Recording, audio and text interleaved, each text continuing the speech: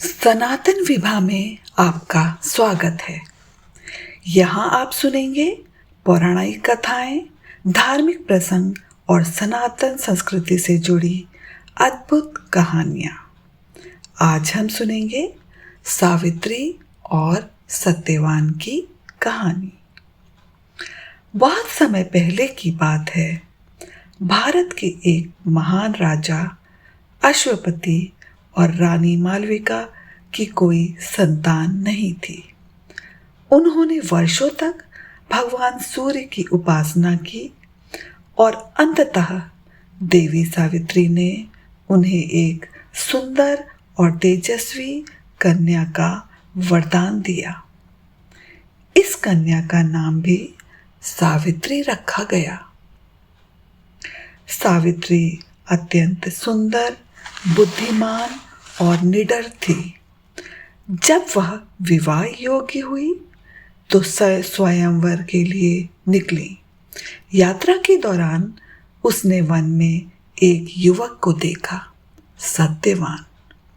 वह एक साधारण जीवन जी रहा था, परंतु उसका तेज, विनम्रता और गुण उसे आकर्षित कर गए। जब सावित्री को पता चला कि सत्यवान एक अंधे राजा द्युमतसेन का बेटा है, जो वन में निर्वासित जीवन जी रहे हैं, और यह भी कि सत्यवान के जीवन में केवल 1 वर्ष शेष है, तब भी उसने उसी से विवाह करने का निश्चय किया। राजा अश्वपति और दरबार के ऋषियों ने उसे बहुत समझाया, लेकिन सावित्री बोली, मैं एक बार जिसे पति मान लूं, उससे कभी पीछे नहीं हटती। सावित्री और सत्यवान का विवाह हो गया और वह अपने सास ससुर के साथ वन में रहने लगी। सावित्री ने हर दिन कीमती बनाया और सत्यवान की सेवा करती रही।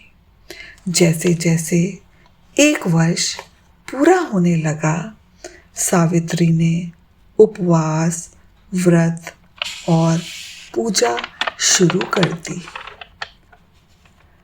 जिस दिन सत्यवान की मृत्यु होनी थी, वह उनके साथ वन में लकड़ियां काटने गई। दोपहर होते होते सत्यवान थककर गिर पड़ा और उसकी मृत्यु हो गई। मृत्यु के समय यमराज, मृत्यु के देवता, स्वयं उसकी आत्मा को लेने आए। सावित्री ने उनका पीछा किया।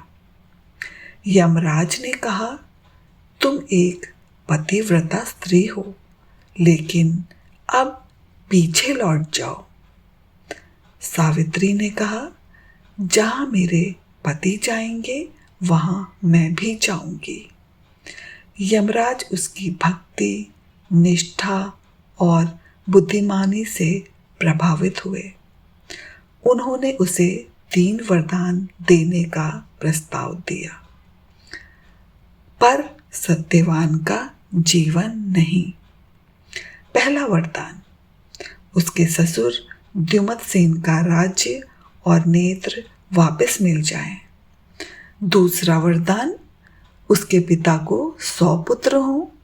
और तीसरा वरदान, उसे भी 100 पुत्रों की माता बनने का वरदान मिला।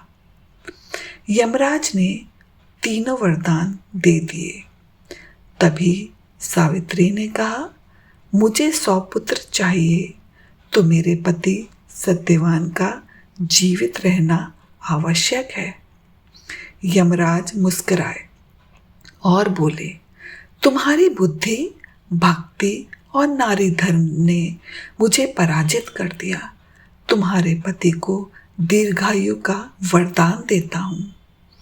इस प्रकार सावित्री ने अपने सत्यव्रत, साहस और प्रेम से अपने पति को मृत्यु के मुख से वापस ला दिया।